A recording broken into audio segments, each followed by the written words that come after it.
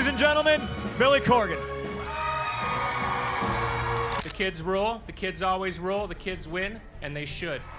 What I love about the bands that are coming up here tonight, that's what they're trying to do. They're trying to kick your head in, and they should. You deserve it. You deserve your bands. You deserve your bands to push you, to make you question everything about you. Because if they don't do it, nobody else will, and you do understand that. Billy Corgan is undeniably one of the most iconic figures in alternative rock history.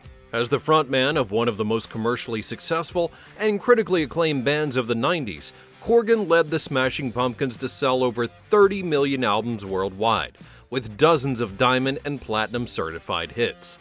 However, despite all of that fame and success, the singer is also known for living one of the most tragic lives in the music industry, as his career has been haunted by bouts of severe depression and thoughts of ending his own life. But what would you say if I told you that the rocker's struggles did not begin when he was famous? The tragedy in Corgan's life can be traced back to his childhood, and in today's video, we'll break it all down for you.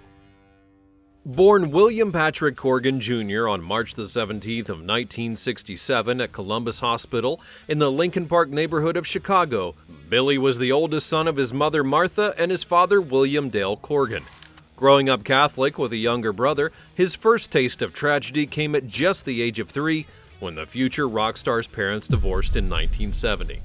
This early disruption would leave a deep mark on the young man, and instead of the stable home that he may have been expecting, the Chicago native was shuffled between his great-grandmother and grandmother, a constant reminder of the fractured family life that would haunt the future star as he grew up. After spending time with his grandmother, Corgan and his younger brother eventually moved in with their father and his brand new wife in Glendale Heights, Illinois, a Chicago suburb about 22 miles west of the city. But this new living arrangement would be far from stable. Corgan's father was a musician, and as a result, he was often away, leaving the boys to navigate life largely on their own. Life with the future star's father and stepmother was not only unstable, but was also very deeply painful. Corgan's stepmother would subject him to both physical and emotional torment, and with his father often away due to his career, the young boy and his brother had to endure the harsh environment without any support. The emotional scars from the period ran deep, as it further distanced the future star from any sense of normalcy in his childhood. And these early experiences of neglect and abuse would leave long-lasting imprints, shaping the person that Corgan would become while fueling the intense emotions that would later pour out through his music. Despite all of the emotional trauma his stepmother had put him through, the future singer found a small but meaningful source of comfort in his younger half-brother Jesse. Jesse was a special needs child, and despite everything happening, the young boy developed a strong protective bonding with him.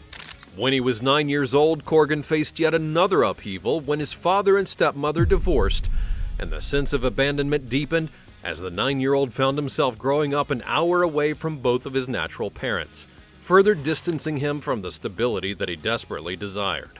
When his father and stepmother separated, life took a harsh turn for the future star, as he and his younger brother, along with his half-brother, were left to live alone with their stepmother. It was a difficult time for Corgan. My father was a drug-dealing, gun-toting musician. Was he really? Madman.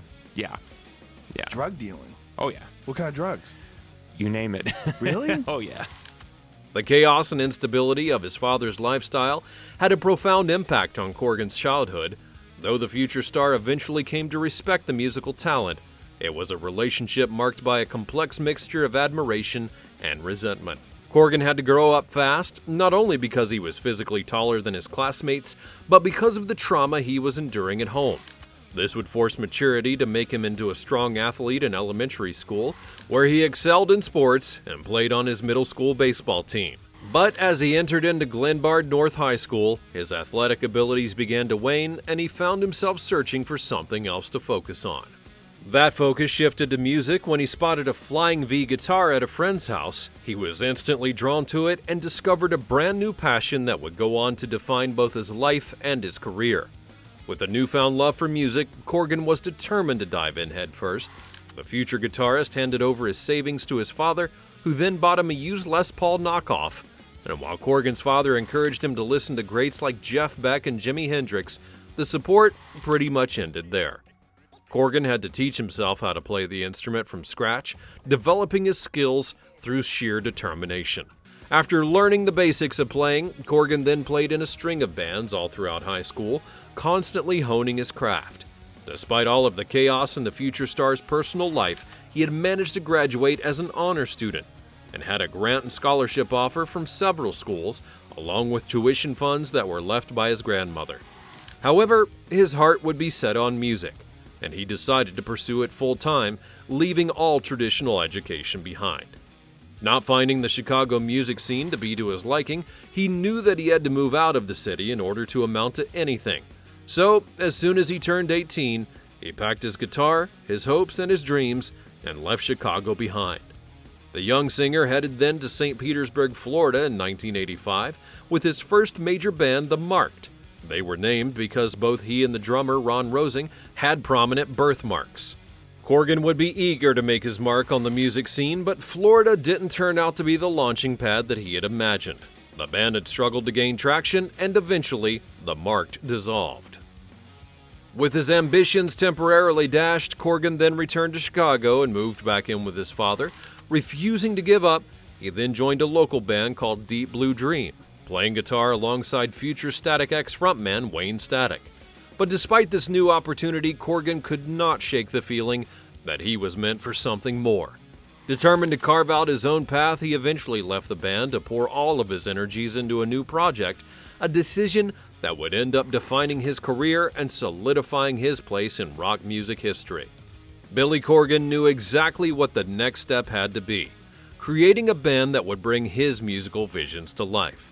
He began by connecting with guitarist James Iha, whom he had met while working at a local record store. The duo began collaborating, recording demos that were a mixture of moody goth pop, and in turn, this set the foundation for what would become the Smashing Pumpkins.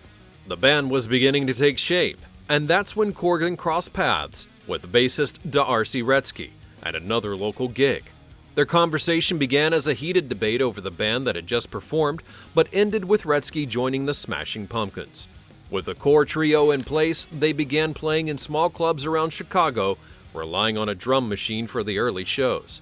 But everything would change when Corgan brought in drummer Jimmy Chamberlain. The drummer's powerful and dynamic drumming had added a brand new intensity to the sound and also shifted the band's style towards something that was much more heavy. With that, the Pumpkins played their first show as a band at the Metro in Chicago. The band's debut album, Gish, was a bold mixture of psychedelic rock and heavy metal that surprised many with its success. But it would be their second album, Siamese Dream, which was released in 1993 on Virgin Records, that really made an impact. The success wasn't only a milestone, it became a turning point that elevated the Smashing Pumpkins into rock and roll royalty. During this period, the band became just as famous for its internal drama as it was for its music. Corgan in particular would often be labeled a control freak by the music press, with his intense drive for perfectionism sometimes causing tensions in the group. Little did the world know that his outbursts were in part due to the star's relationship with his father. Corgan's relationship with his father was a complicated mixture of admiration, frustration, and the constant need to prove himself, and growing up, his father was a harsh critic of his son's early work with the Smashing Pumpkins. He never held back in sharing his opinions, often pointing out the flaws while expressing disdain for the musical style. In order to earn his father's approval, Corgan had become obsessively dedicated to his craft, and while the songwriter's dedication to his music was important in making it big, his obsession with his father's approval would end up being a detriment to the guitarist as he took it to extreme heights. Corgan committed to practicing guitar for hours every single day for up to 4 years, honing his skills to an almost superhuman level. The rigorous routine would be fueled by the desire to meet his father's high expectations, but also shaped his own approach to music, one where control and perfectionism became paramount. This need to perfect every single aspect extended beyond his relationship with his father. He also faced criticism from his own bandmates, who were often unimpressed with the songs that would go on to become Smashing Pumpkins classics. This constant pressure from both his father and bandmates had only deepened his drive to take control of the band's creative direction while solidifying his reputation as a control freak in the music industry. And the superstar's obsession became so bad that he even insisted on doing all of the guitar and bass parts on the album Siamese Dream. His relationship with his father would be strained not only by relentless criticism, but by a deep undercurrent of jealousy. It was bad. He got jealous. Really jealous. It was. I was shocked because in my mind, it's like, I watched too many Disney movies, but I thought he would pat me on the head and say, "Good job, kid. I'm so proud of you." It was the exact opposite. It was like he acted like I played some weird magic trick and I got lucky, and he would use words like lucky and save your money because you're going to need it, and it's not going to last. It was all this doom talk. Whether it be dismissing the band's work as unoriginal or belittling their growing popularity, the singer's father always seemed intent on keeping Corgan grounded, even if it meant tearing him down. This was rooted in the stark contrast between their careers.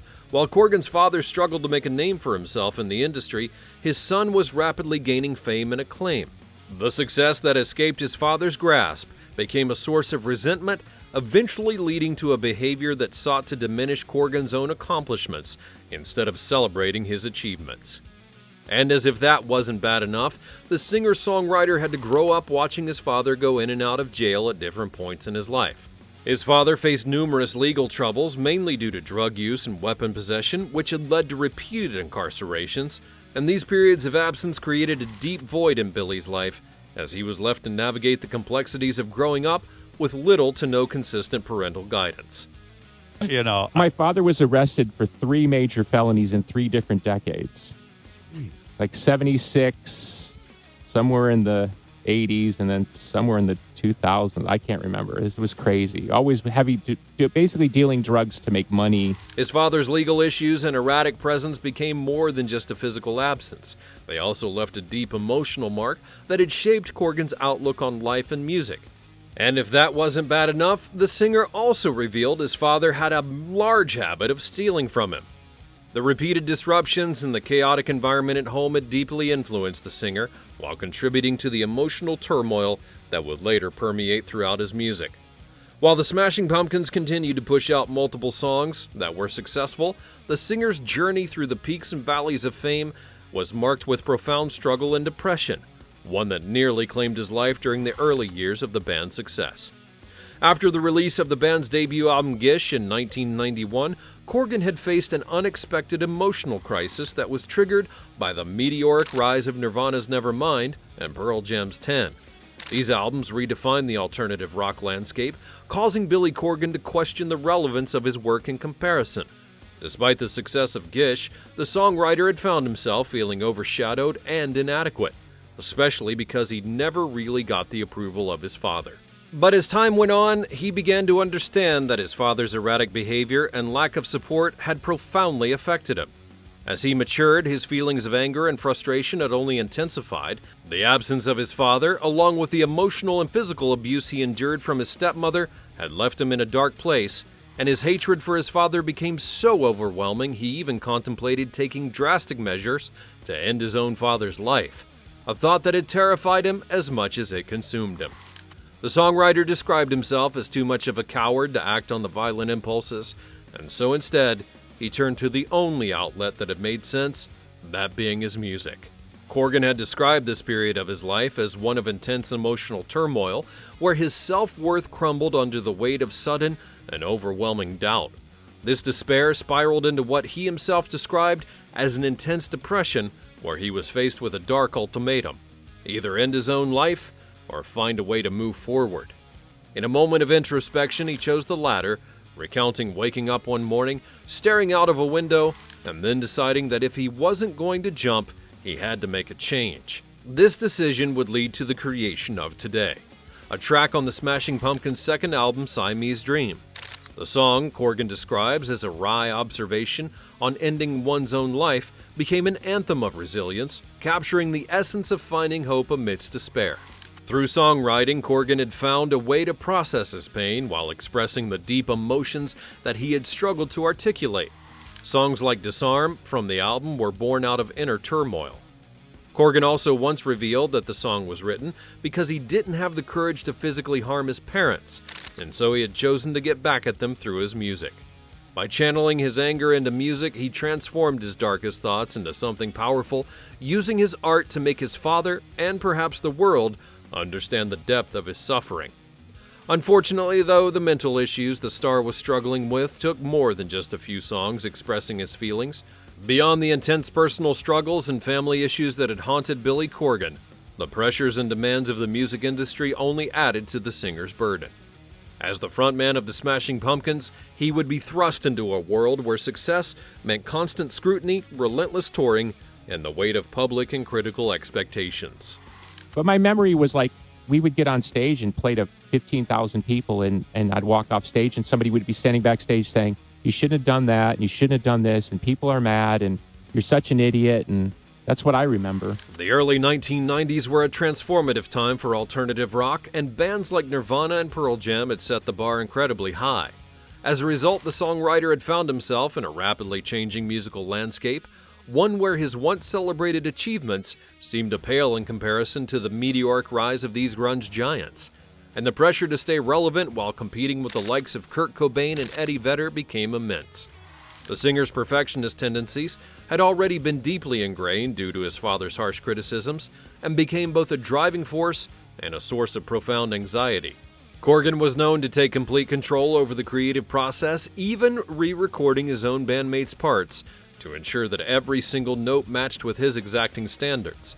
And while the approach had helped produce some of the most iconic albums of the 90s, it also took a significant toll on his mental health. Particularly, the fear of failure loomed large, pushing him to work tirelessly, often at the expense of his own well-being.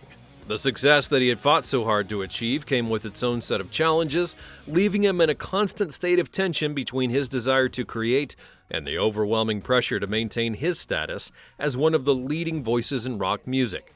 But through it all, Corgan has been candid about his battles with depression and mental illness, along with the panic attacks that plagued him, empathizing deeply with others who have faced similar struggles, especially in the wake of losing fellow musicians like Chris Cornell and Chester Bennington.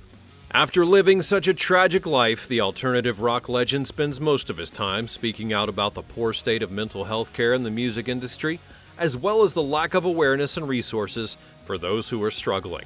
But what do you think about the life of Billy Corgan? Be sure to let me know in the comments below. And also subscribe to the channel so you never miss another video from Project Hysteria. Thanks for watching, and I'll see you next time.